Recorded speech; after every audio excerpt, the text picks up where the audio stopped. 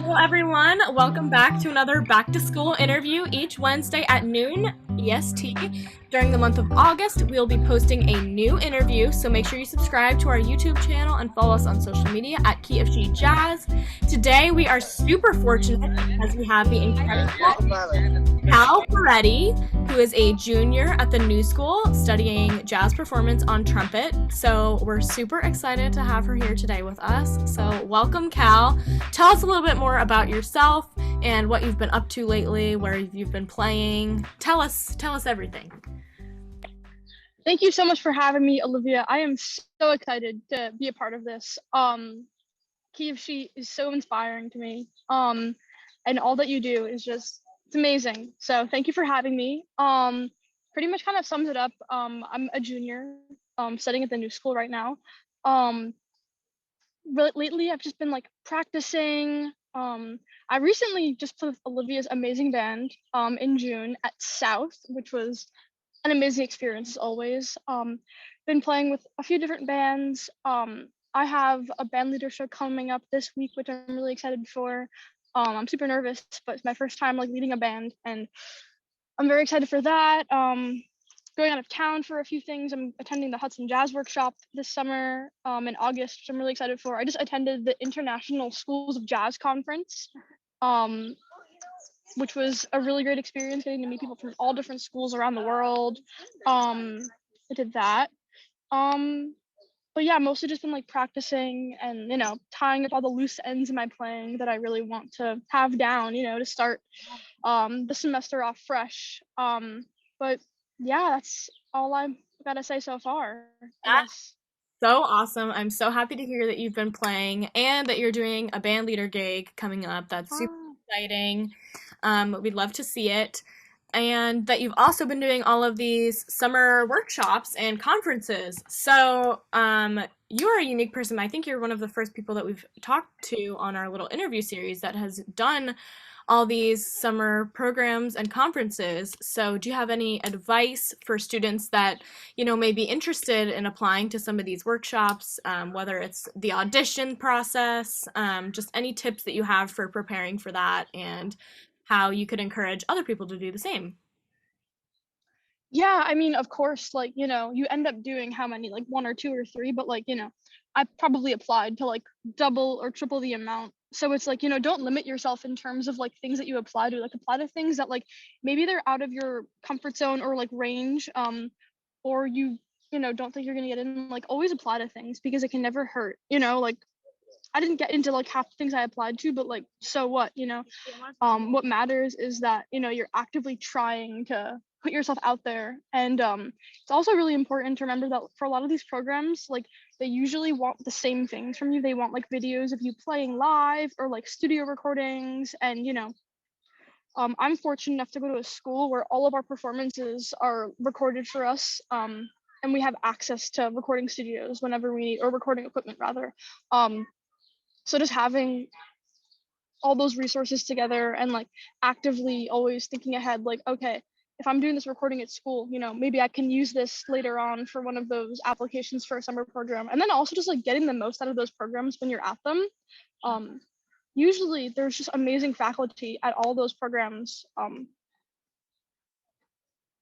you're really able to connect with people from other schools, which is hard to do sometimes, especially people from like out of state. Like I think that going to school in New York, you're able to talk to people and like connect with people from other schools. But like, I just went to that international jazz conference and there were people from like NEC and Frost, and then people from Tel Aviv and like all different countries like Germany. And I was like blown away that like all of these people were just like in the same space. And everybody brings so much to the table in terms of like creativity and like different ways of approaching education and how they absorb information and what they do with that information.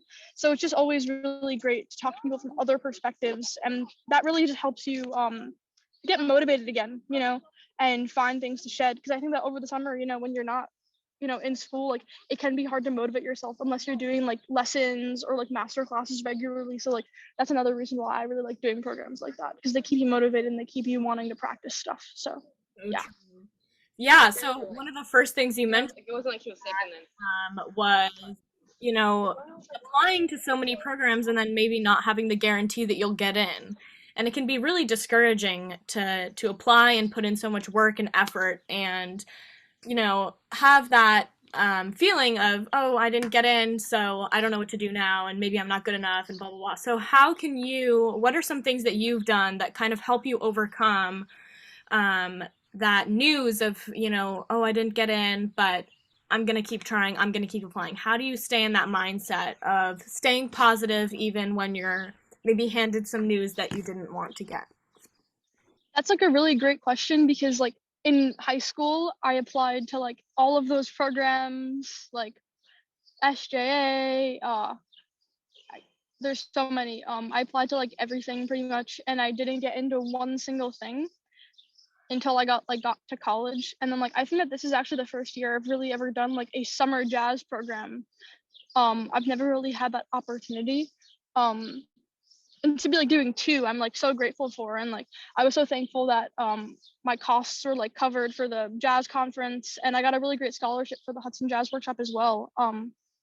But I definitely did not feel motivated at like a certain point, because you're like, okay, like you're applying to all these programs and you're like, I'm not getting in, like what's the point? But I think that by seeing that, maybe it does take more practice, and it does take more time, like to really, focus on like the holes in your plan that you need to like fill, like the gaps almost. If you just keep thinking in that mindset, like there's always room to improve, and like one day like things will happen, because like I wasn't one of those people that like did all those programs in high school.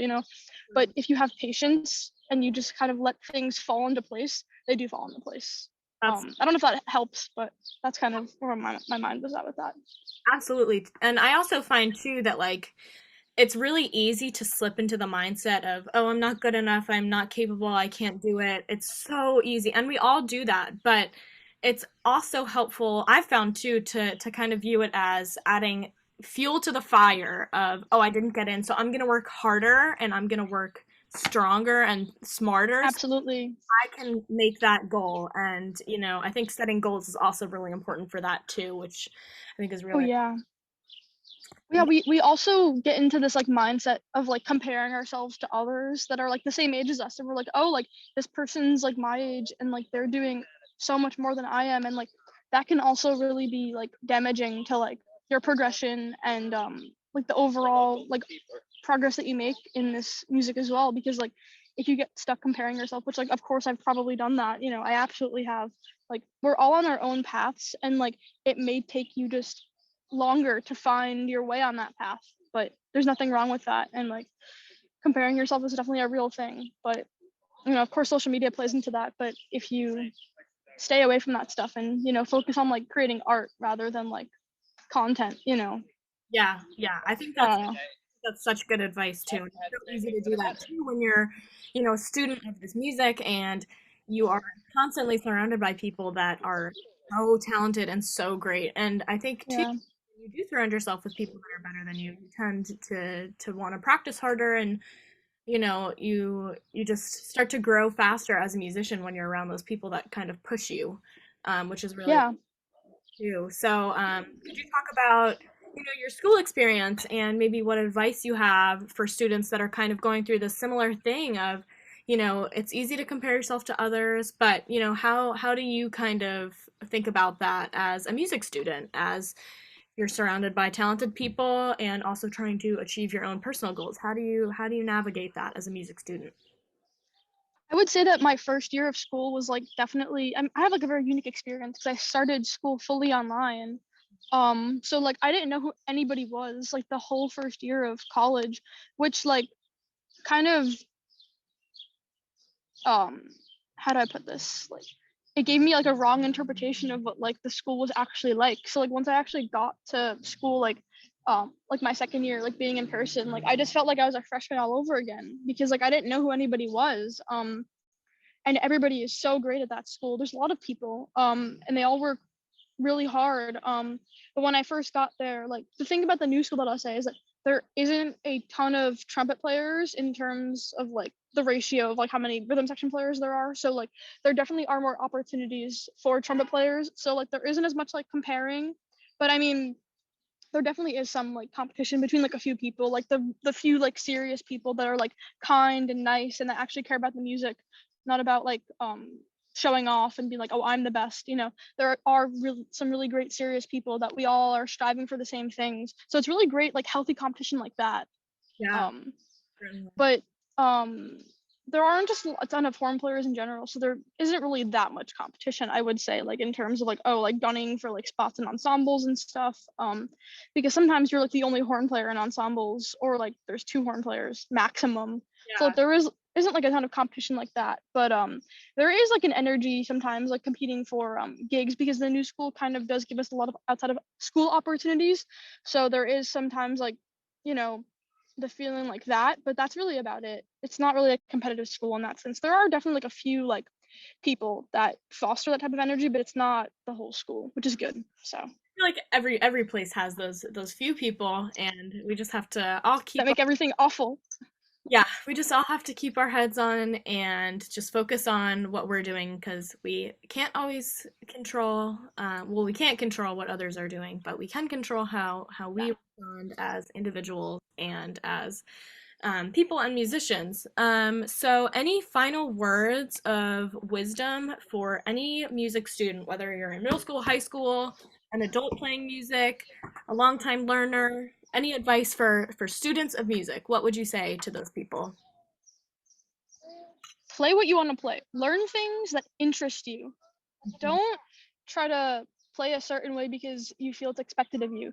Play how you want to sound. Like, learn the songs that you want to learn. Don't learn what other people tell you to learn, unless like there are some exceptions. But like for the most part, like focus on like creating an original like sound, and like focus on playing things that you want to play, because like there comes a point where like you learn everybody else's stuff and you're like, oh, like this is great, like I have all this information, but like what do I do with it? But like don't worry about like what other people want you to sound like. Focus on like how you want to play and what you want to create, and the type of art that you want to create, and like the environment that you want to foster when you play, not what other people expect of you. I think that's really big, and I wish I would have told myself that earlier in life, because I feel like now I'm starting to think about those things.